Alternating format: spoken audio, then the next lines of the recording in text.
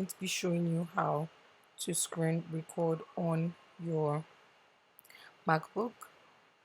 Right now I'm using a MacBook Air. I think this applies to all like Apple products. I'm using the MacBook Air, and this is a very funny video because I'm making a screen recording right now and I'm showing you guys how to screen record. So some things might be different when you open it on your own device, but it's all still the same thing. So I'm going to go to the QuickTime player app. Okay, so right now I'm on QuickTime, and then up here, some people it's down here for them, but up here for me I have the file.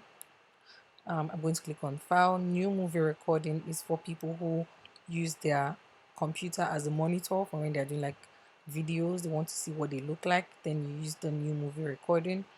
New audio is when you've made a video and you want to make like a voiceover for that video.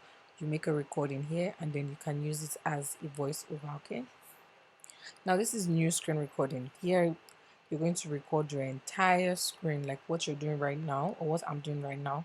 I'm recording it on my screen. So when you click on new screen recording, usually when you come down here you will see lots of options. You're going to see this is capture because you're taking like a picture, but over here usually when you open it you see screen recording. So right now I'm screen recording, that's why you don't have those options. Or you see you have the option of recording the entire screen or just a portion of your screen, so you can choose whatever means you want to record your screen. Okay, so right now I'm recording my entire screen, and when I think I'm done I'm just going to go over and stop recording, and that's the end of my screen recording. So right now this is recording my entire screen.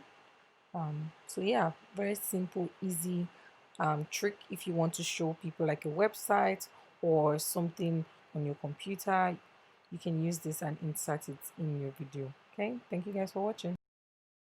I have a video coming up very soon showing you how I edit